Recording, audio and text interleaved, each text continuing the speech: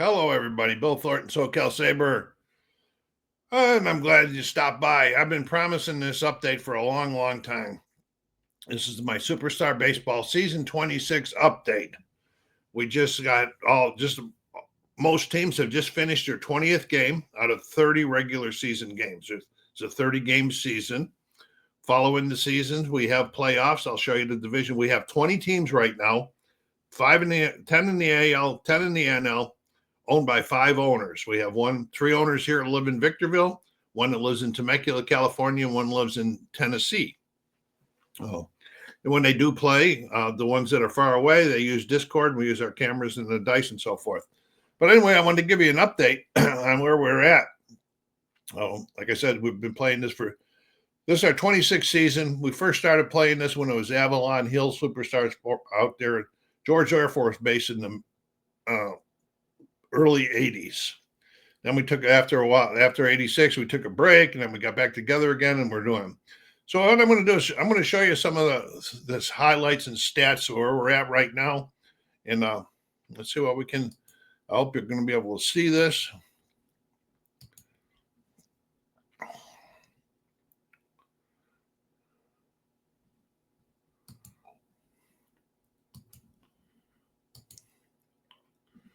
Okay, there we go. These are the standings. You're going to see it down here if you can read these. There's numbers. That's the Division 1, Division 2, Division 3, and 4. 1 and 2 are the AL. 3 and 4 are the NL. As you can see right here, at this point in time, Chicago White Sox are in first place. They're 13 and 7. Followed closely by the Yankees, 12 and 8, and then my Detroit Tigers, 11 and 9. Now, these are the 2 division teams. Now, in order to make the playoffs, the teams have to be either the first or second place team in each division, or the third place team with the best record. And then the third place team with the best record plays the second place team that does not have the best record. For example, right now, if this ended, Detroit would be the wild card team, and they were to move over to play Seattle because Seattle only has 10, where the Yankees had 12. So that's where it stands now. But Houston's right on Detroit's butt. And the really cool thing is after game 22, the last 8 games of the season are in division, and each team plays each team in their division 2 times. So we really get shook up and crazy after that. So as you see down here, we got the Angels at 11 and 8, and Seattle 10 and 10. I'm Boston. I'm 7-11. I'm really hurting right now. I really need to win a few games and hope I'll get some losses. And then when we get into the division to try to make up some ground, but Boston's struggled since out of the gate, so see how that goes. Okay. Then over in the NL, I'll flip it up here now.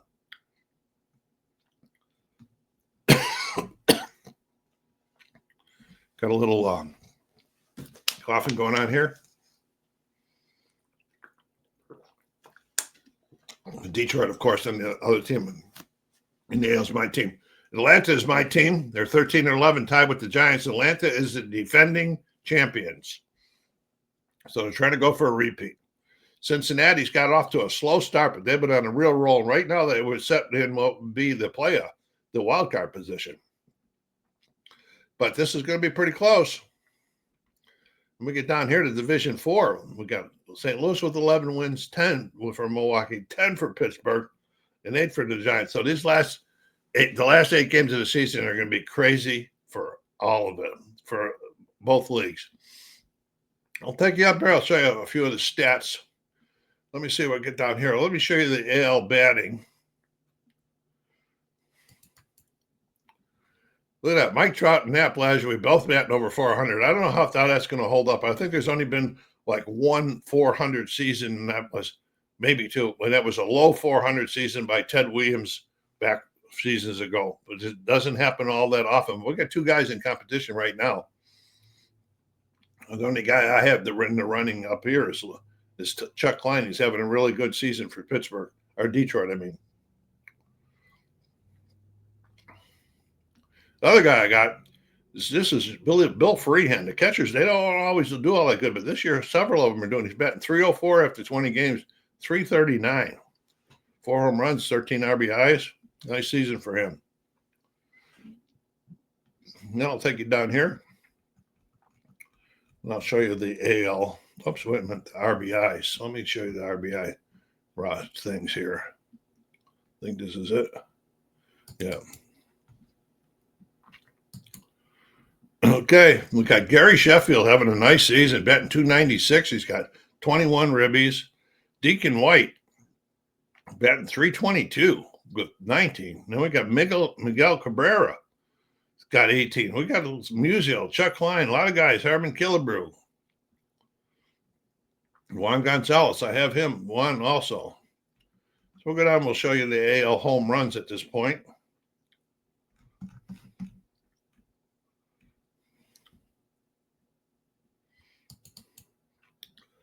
We got Harmon Killebrew and Gary Sheffield leading the league with 7. But we got 6s. Look at the 6s. Willie Stargell, John Beckwith, Chuck Klein, and then we got a bunch of 5s. So it's going to be, they're going to be pushing each other in there. And as you probably noticed, these are the teams are real team names, but the players are not from those teams. These are all-star teams that are created during our draft at the beginning of the season, where everybody drafts their teams. And it's pretty, the way we conduct our drafts, it's pretty, makes the league pretty competitive. Well, since we're down here, I'm going to show you, we'll go up the other one, I'm going to show you the NL home runs. Okay, Willie Mays leading with 8 right now. I have him. He's on that Atlanta team that's in first place. A-Rod's on that team. Tony Perez is on that team. So Atlanta's got 3 out of the top 5 guys in home runs right now. But they've been having a little bit of a problem lately. They're tied for first, but they were in first place. All right, we're going to go up here and we're going to show the NL hitters. All right, here's the averages. You see, this is a little bit more respectable than them 400 in the AL. Hornsby, right, 364. Tony Gwynn, Robinson Cano, having a good year for me. Mel Ott coming up. Sam Crawford's one of my guys. Look at that Yogi Berra, 317. Yeah, nice, huh? There's that Ted Williams finally getting up there. He's at 291. He was down for quite a bit during the season. Now we'll show you their RBIs in the NL.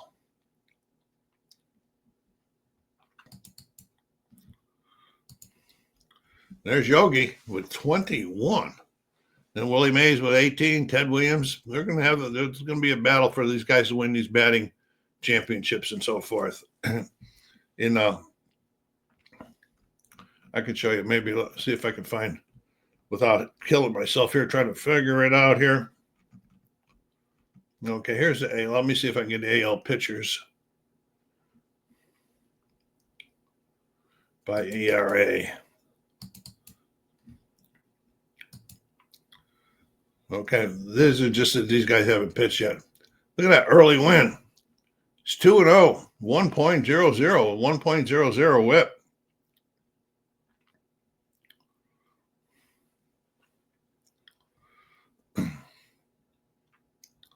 That's good stuff. Good stuff. I was going to try to show you something. I'm going to show you something else too. And if I can bring it up, so we'll see how this works. Now I'm going to have to change it. I'm going to stop sharing this, and then I'm going to reshare something to show you again something else.